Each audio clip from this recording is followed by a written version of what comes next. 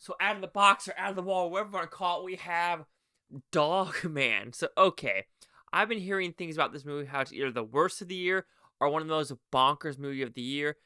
This is directed by Luc Besson. He did, Fifth Element and other movies back in the day. But let's see if are you a dog man? Because, oh my goodness.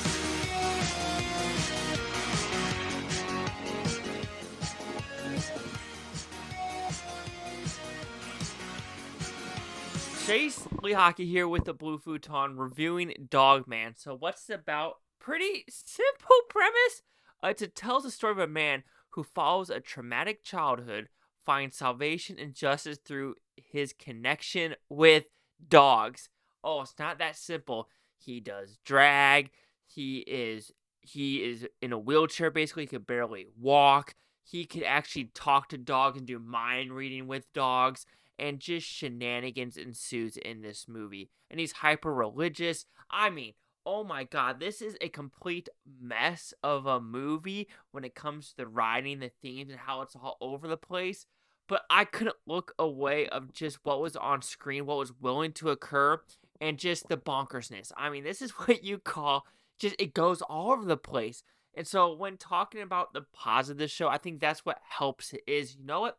We're going to add these random ass pieces to the movie and just keep it going and just make it weirder and weirder and weirder. And it's like, on some levels it works because when dealing with the story, it starts off with him basically in a car or in a big cargo truck with all of his hundreds of dogs in the back. And he's like, you know what? Take me in. Something occurred. And so he's basically talking to a psychiatrist about what happened in his past and how he got to who he is today. About how when he was a kid, he was abused, thrown in a cage with dogs, and that's how he started his connection with dogs and how he learned from the world with magazines.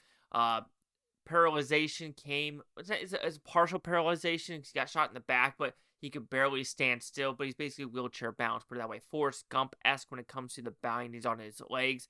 So then that leads to like him, being in a bunch of boarding homes and then finding love and then realizing, maybe it's acting, and he turns to drag, and then he turns to, saving people with his dogs, and then a gang comes in and extortion, and the dogs kill this gang, and you're just like, Chase, there's no way what you said is in the movie. It is. It freaking is in the movie. And I think Luc Besson, the director, he's probably one of the only people that can do this because his directing mentality is just freaking weird. Even though I despise the Scarlett Johansson one.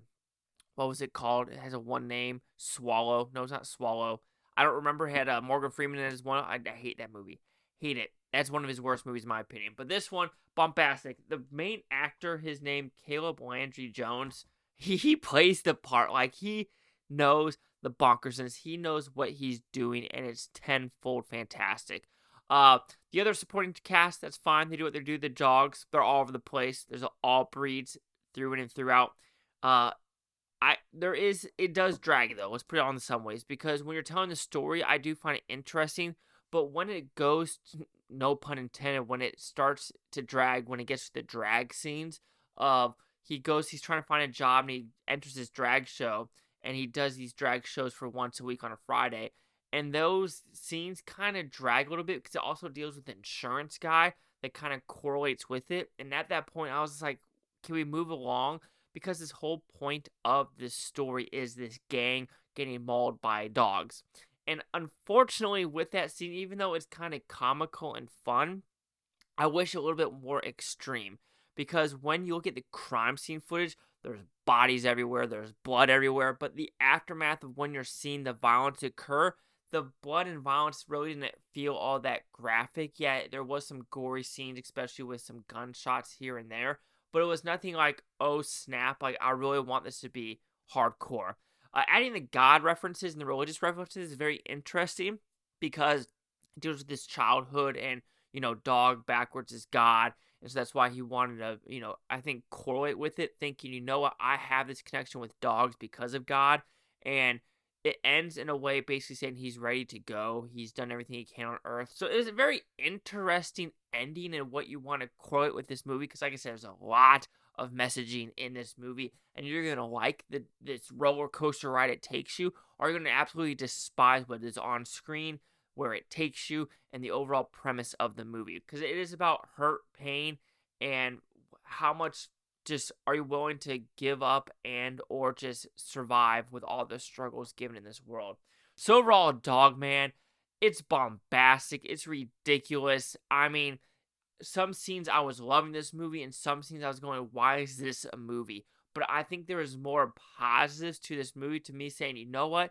If you have about an hour and 45 minutes of your life to watch something you probably have never seen before, Dogman will fit that bill. So Dogman will receive a 3 out of 5 with Futons, which equals at 60%. Let's see the critics and news scores gave this one. So you have critics say 59% with 71 of them. Audience score 83%. So I'm actually shocked there's actually that many audience scores for this one. Critic consensus.